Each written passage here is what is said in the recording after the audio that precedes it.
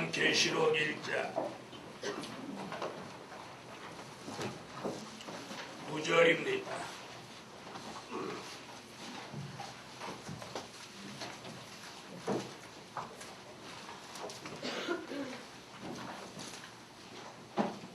요한계시록 1장 9절.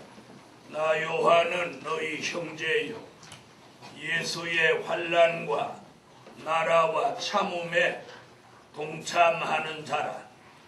하나님의 말씀과 예수의 증거를 인하여 반모라 하는 섬에 있었더니, 함께 은혜 받을 말씀의 제목은 예수의 환난에 동참하는 신앙.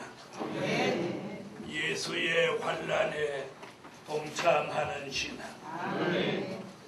오늘 여기 본문에는 이 두 가지 얘기가 오늘 고난주일에 참고해야 될 말씀입니다.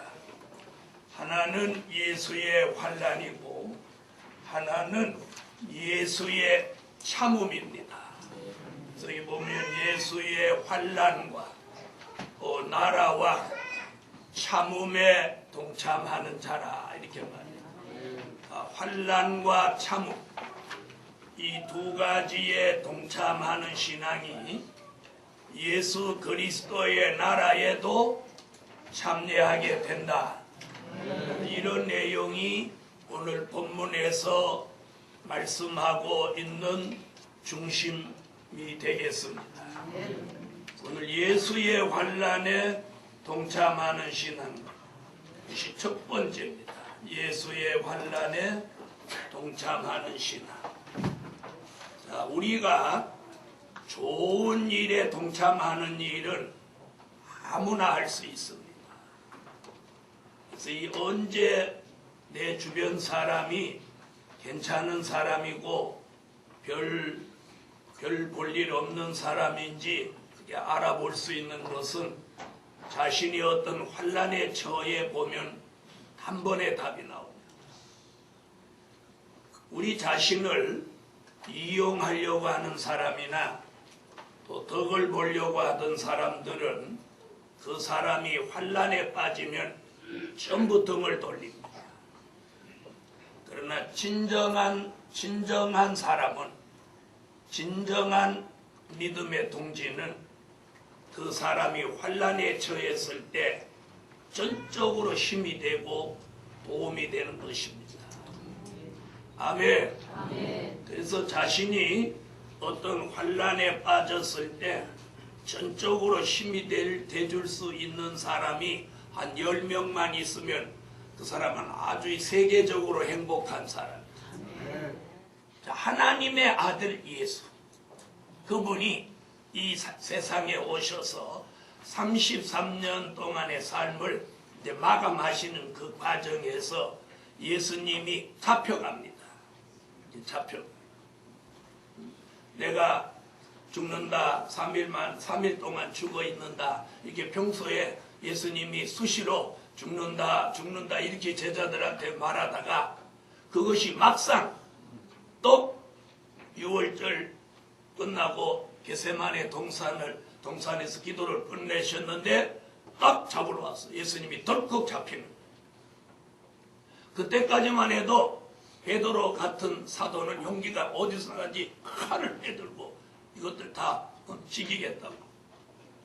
그래갖고 누구 귀에 말고 대제사장의 종의 귀를 이렇게 잘랐어. 아니, 목을 치든지 해야지. 귀를 잘랐어. 또 이거 자르는 게 이게 쉬운 게 아닌데. 베드로가 이 검술을 좀 공부를 했는지 업으로 있으면서 고기는 안 잡고 칼싸움만 했는지 여기를 딱 잘라버렸어. 자, 우리 예수님이 잡혀갑니다. 그런데 누가 따라 나섭니까? 베드로가 칼 빼서 말고의 귀를 자르는 것으로 끝났습니다. 예수님 홀로 잡혀가 아무도 거기 막아서고 대항하는 사람이 없었습니다. 12명 중에 가룟 유다는 예수를 은 30에 팔았고, 베드로는 멀찍이 따라가서 불을 쬐다가 3번이나 예수를 모른다고 부인했습니다.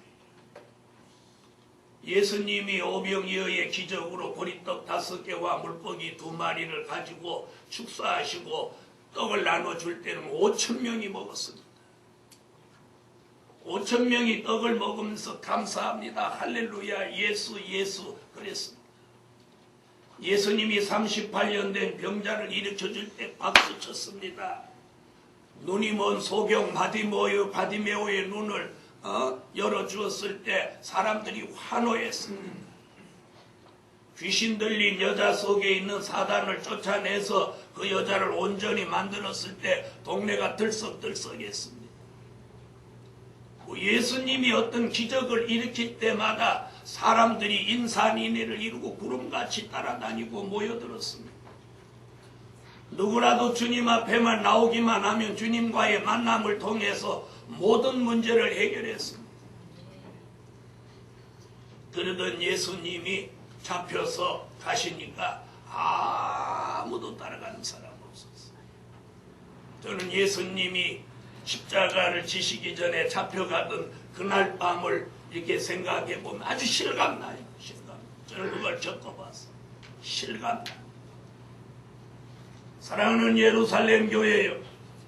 오늘 우리는 예수의 환난에 동참할 수 있는 신앙, 그 신앙의 소유자가 유일하게 한 사람이 예수님에게도 있었으니 그 고백을 오늘 쏘는 사도 요한입니다. 하나님의 아들 예수 그리스도에게도 그 환난에 동참할 수 있었던 사람이 10명도 아니고 5명도 아니었어요. 단 한 명이었어야. 단 한 명. 만약에 이 한 명이 없었으면 예수님은 얼마나 슬펐겠습니까? 그런데 그 유일하게 사도 요한 한 사람이 예수의 환난에 뛰어들어서 동참합니다. 그리고 훗날 요한계시록 1장 9절에다가 그때의 일을 지금 기록합니다. 아멘. 그러면서 이렇게 고백합니다. 나 요한은 너희 형제요. 예수의 환난과 나라와 참음에 동참하는 자라. 예수의 환난에 동참한 사도 요한은 예수님의 십자가 밑에까지 그렇게 따라갔어요. 그런데 참 신기한 것은 언젠가도 한번 말씀드렸듯이 베드로는 예수님을 멀찍이 가서 예수님하고 거리를 두려고 하니까 너도 예수의 당이냐? 너도 예수의 당이다. 너도 예수의 당인 걸 내가 보았다. 이렇게 3번씩이나 시험을 하는데 예수님 십자가 밑에 바싹 따라가는 사도 요한에게는 너는 예수의 당이 분명하다. 이렇게 말하는 사람이 없었다는 사실입니다. 그 말 알아들으십니까? 주님과 거리를 가지고 가는 사람에겐 사람의 참소, 사단의 참소가 오는데 주님의 환난에 바싹 다가간 사도 요한에게는 아무도 시험하는 자가 없었다는 얘기입니다. 로마의 군병도 사도 요한이 접근하는 걸 나무라지 않아.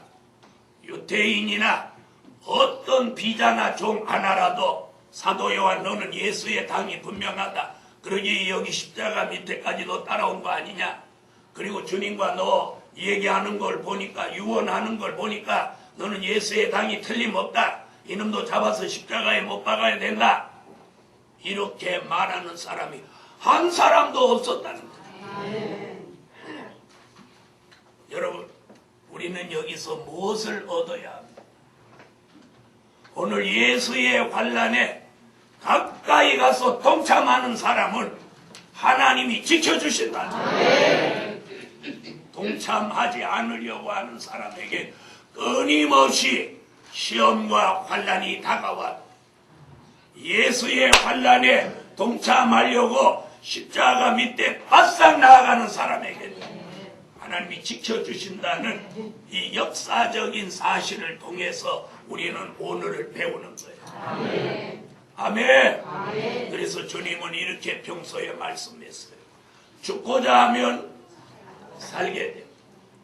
비굴하게 살려고 하면 죽게 된다.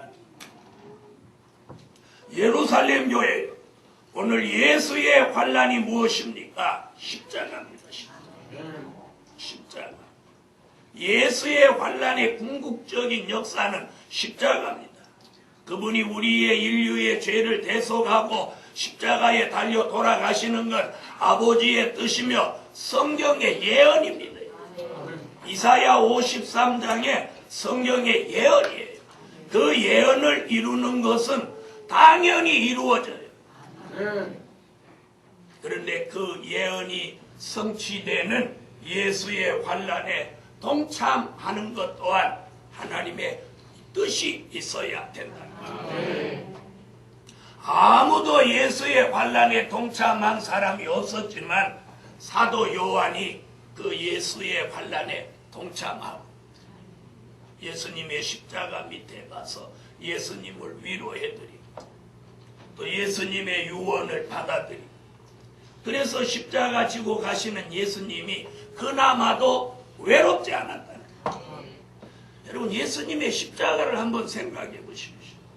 여기에 예수님이 나무에 매달려서 피를 지금 막 흘리고 계시다고 한번 상상해 보십시오.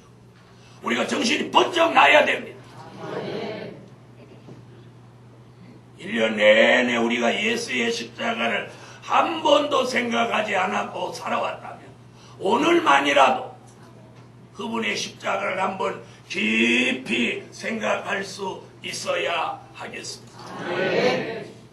자, 그렇다면 오늘 우리는 예수의 환난에 동참한다는 게 사도 요한은 십자가 밑에까지 따라가서 예수님의 고난을 눈으로 보고 신음소리를 귀로 듣고 그 피 흘리는 모습과 주님이 운명하기 직전에 엘리 엘리 라마 사박다니 나의 하나님 나를 어찌하여 버리시나이까 하시며 운명하는 그 순간을 목격하는 그것이 그 환난에 동참합니다.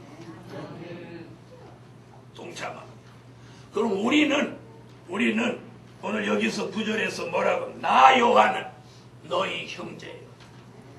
오늘 우리 시대의 요한 계시록을 깨달은 이 너희라고 하는 이 사람들이 누구냐면 바로 계시록 1장 3절 이 예언의 말씀을 읽고 듣고 지키는 사람들입니다. 또 요한 계시록 1장 1절 같이 반드시 속히 될 일을 깨달은 종들입니다. 오늘 이들이 사도 요한 같이 예수 그리스도의 환난에 동참함으로 사도 요한의 고난의 형제가 되는 거예요. 다시 말하면 우리는 사도 요한의 영적 형제의 축복을 받게 되는데 그 축복을 어떻게 받느냐? 사도 요한 같이 예수의 환난에 동참하는 거예요. 그럼 환난에 동참한다. 이게 무슨 말이냐? 그럼 우리가 십자가 지시는 예수를 그날 지금 어디서 찾아갈 거냐? 그게 아닙니다. 복음을 통해서 오는 여러 가지 어려운 일들을 내가 그걸 감수하고 함께 동참하는 겁니다. 우리는 이 교회를 다니면서 다시 말하면 이 교회가 어려운 일을 겪을 때 내가 그 일에 동참해서 힘이 될 때 바로 예수의 환난에 동참하는 겁니다. 그런데 그때나 지금이나 같습니다. 그때도 예수님이 십자가를 지시니까 다 도망가. 예수의 환난에 동참한 사람은 딱 한 사람이었어. 오늘 우리도 예수의 환난에 동참하는데 과연 우리 교회에서 한 사람뿐이야 되겠습니다. 복음이 어려울 때, 교회가 어려울 때, 주의 종이 어려울 때, 우리의 이웃이 어려울 때 내가 힘이 되어주고 동참하여 협력자가 될 때 그것이 진정한 환난에 동참하는 신앙이라고 저는 믿습니다.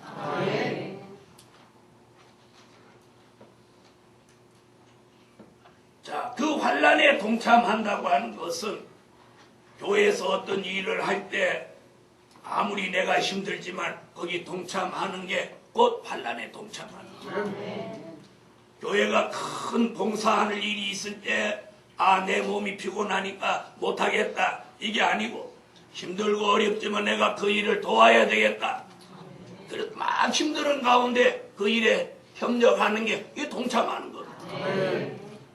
내가 물질이 없지만 교회가 어렵고 힘들 때 내 작은 물질이라도 거기에 협력할 때 예수의 환난에 동참하는 것입니다. 고난주간에 예수님이 아프셨으니까 십자가를 졌으니까 나도 환난에 동참한다 그래가지고 망치하고 못 갖고 와가지고 자기 손바닥에다 자기 집 기둥에다 대고 못을 펑펑 받고 있어. 왜 받고 있냐고 하니까 나도 예수의 환난에 동참하느라고 받고 있다. 이렇게 미련한 생각을 가진 사람은 없습니다. 그래서 우리가 이 고난주간에 우리가 고난에 동참하고 환난에 동참하는 일에 할 수 있는 일이 무엇이었느냐 그걸 한번 생각해. 그래서 지나간 동안 우리는 무엇을 했습니까? 대단하게 했던 게 뭐예요? 금식입니다. 금식. 고난주간에 기껏해야 예수의 환난에 동참하기 위해서 한다는 게 뭐냐? 그게 금식에 불과해요. 금식. 많이 하는 사람 3일 금식. 또 조금 하는 사람은 아침만 3때 금식. 또 그것도 힘든 사람은 한때 금식. 또 어떤 사람은 나는 굶으면 막 하늘이 노래서 못해 그래갖고 그나마도 못하는. 이런 것을 우리는 예수의 환난에 동참한다고 생각한다. 그래서 그나마 금식을 한다는 것으로 위안을 얻고 내가 환난에 동참했다고 좀 자유로워지고 평안해지기도 합니다. 오늘 그거 아닙니다. 그래서 이번 주간은 내가 예수의 환난에 동참하는 것이 과연 어떤 것인지 각자가 그게 금식하는 거라면 금식에 동참하고 철야하는 것이라면 철야에 동참하고 봉사하는 것이라면 봉사에 동참하시고 전도하는 거라면 전도에 동참하시고 물질을 드리는 거라면 물질에 동참하시고 무엇이든지 어렵고 힘든 그 일에 우리가 함께 동참하는 것이 오늘 사도 요한 같은 신앙의 축복이라고 저는 믿습니다.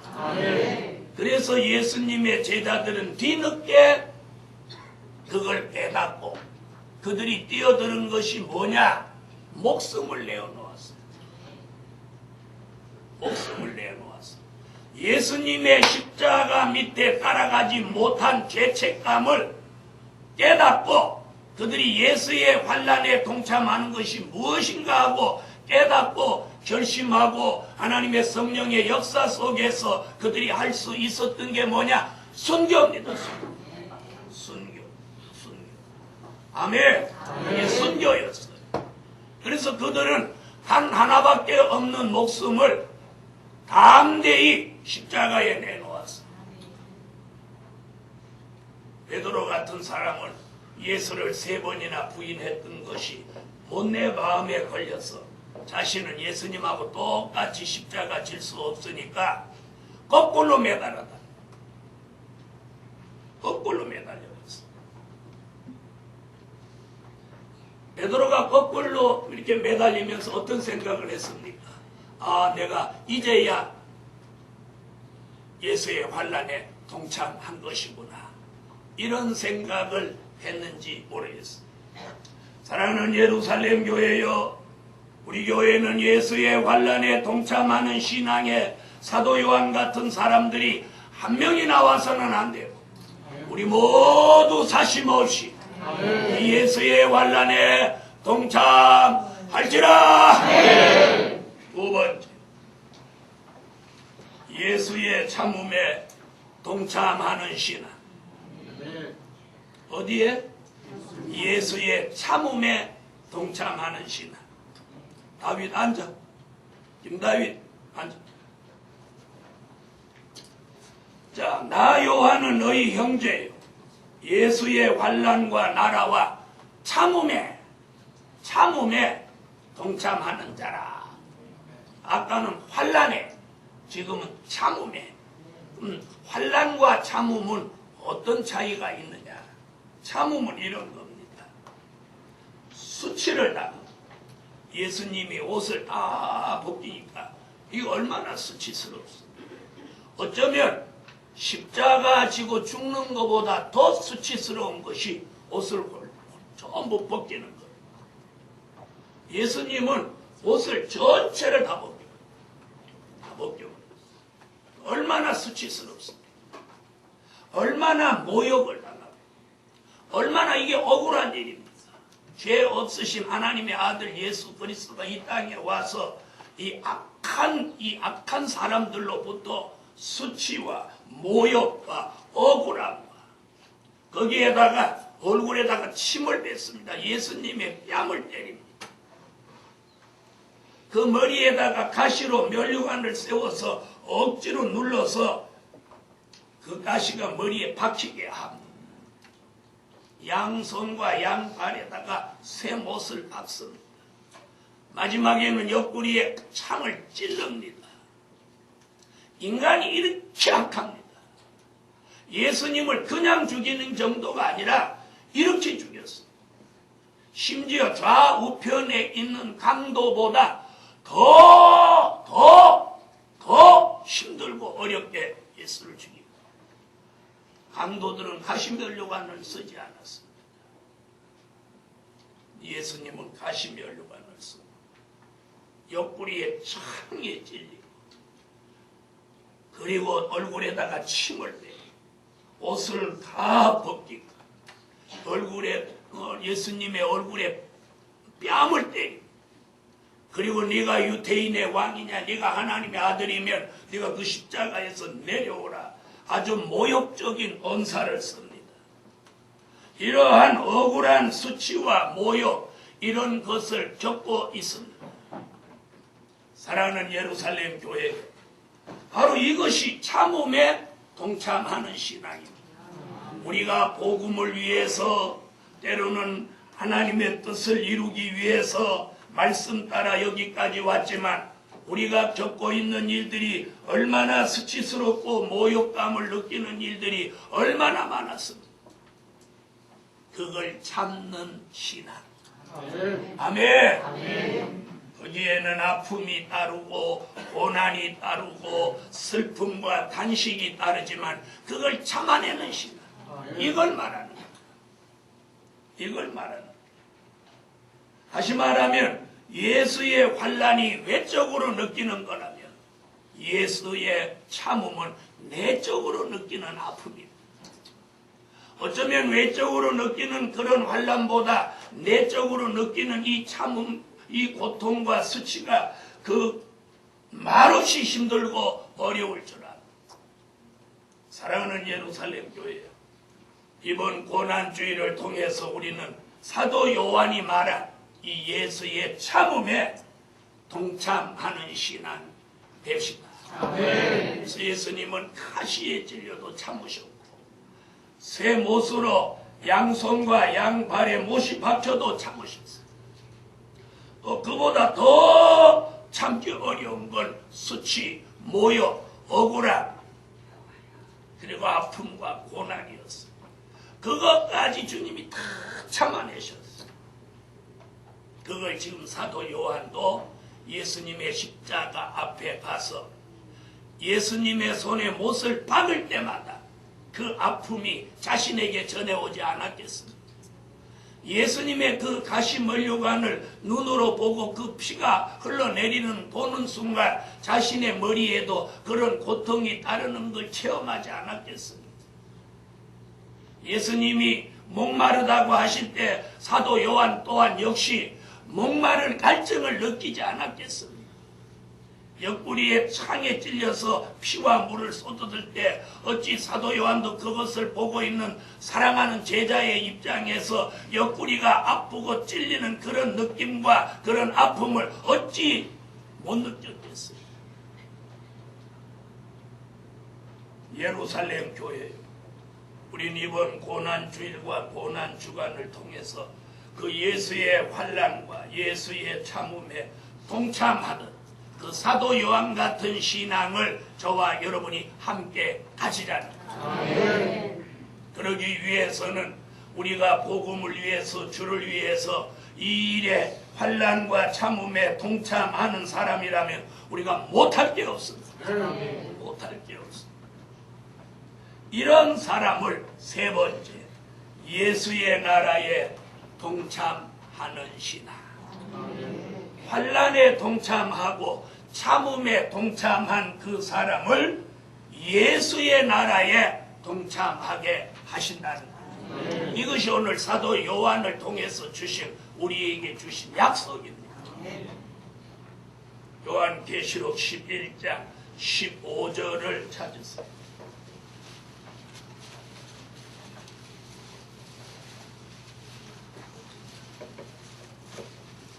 요한계시록 11장 15절 읽어주세요.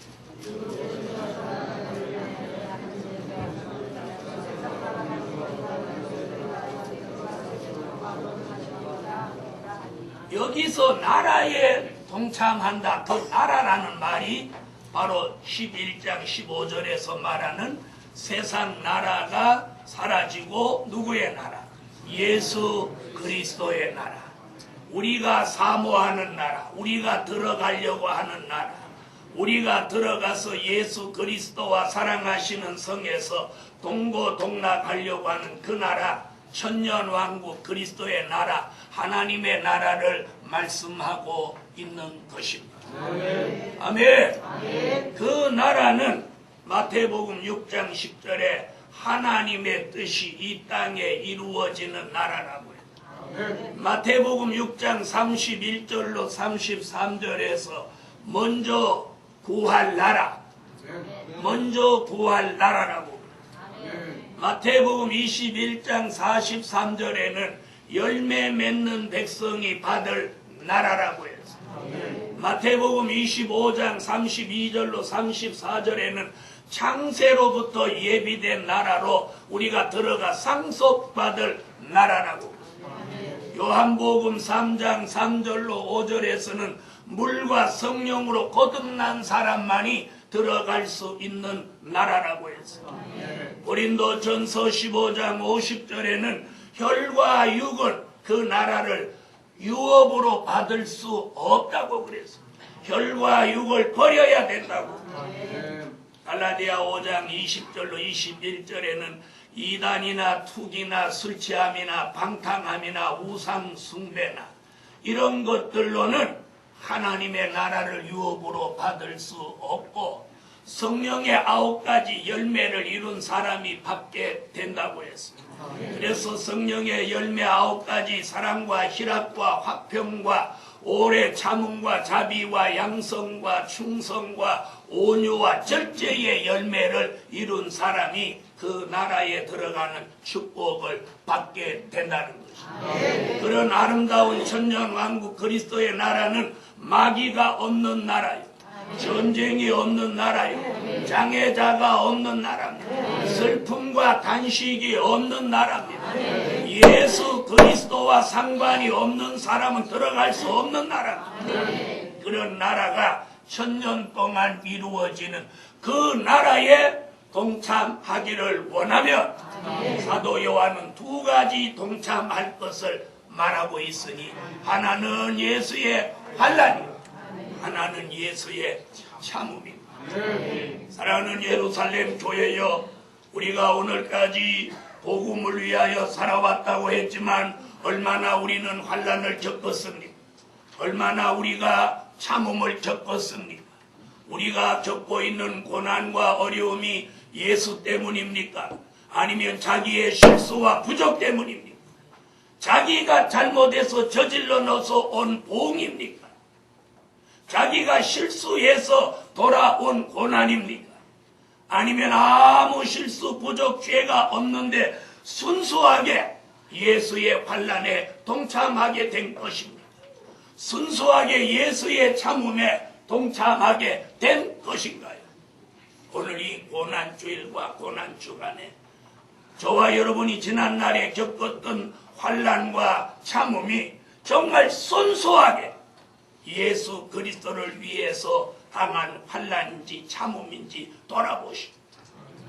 만약에 예수 그리스도로 인해서 겪은 환난과 참음이라면 우리는 그 나라에 동참하는 축복을 반드시 받게 될 것입니다. 그러나 자신의 부족, 자신의 실수, 자신이 범죄한 것으로 돌아오는 환난과 고난이라면 그건 아무 의미가 없습니다. 그것은 우리가 회개하고 돌이키고 이제부터라도 사심 없이 예수의 환난과 참음에 동참하기를 예수 이름으로 축원합니다. 결론은 고난 후에 영광이 있다. 고난 후에 영광이 있다. 예수 그리스도가 그러하셨고 오늘 말씀한 사도 요한이 그러했습니다. 그렇다면 저와 여러분도 예수의 환난과 참음으로 인한 고난이 있어야 그 고난 후에 영광이 있음을 믿습니다. 로마서 8장 18절을 찾으십시오.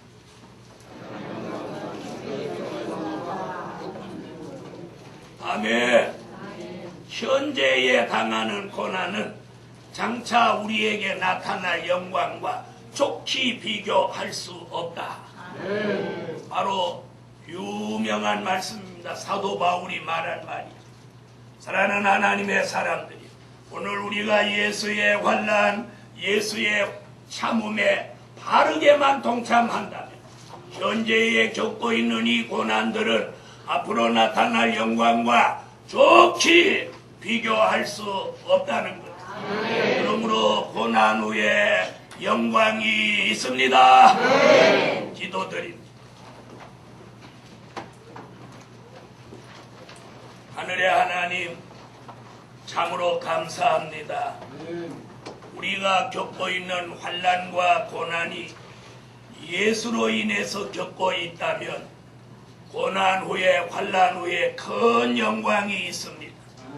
금세에도 있을 것이고 우리가 들어갈 천년왕국에도 있게 된다고 말씀하셨사오니 오늘 예루살렘 교회가 그동안 겪어온 일들이 하나님께 상달되어지게 하시고 고난 후에 영광이 있다는 말씀을 이루어 가게 하여 주세요. 오늘 고난주일과 고난주간을 통해서 우리 모두 예수 그리스도의 십자가의 아픔과 고난을 깊이 생각할 수 있는 시간들이 되게 하여 주세요. 예수님의 이름으로 기도합니다. 아멘.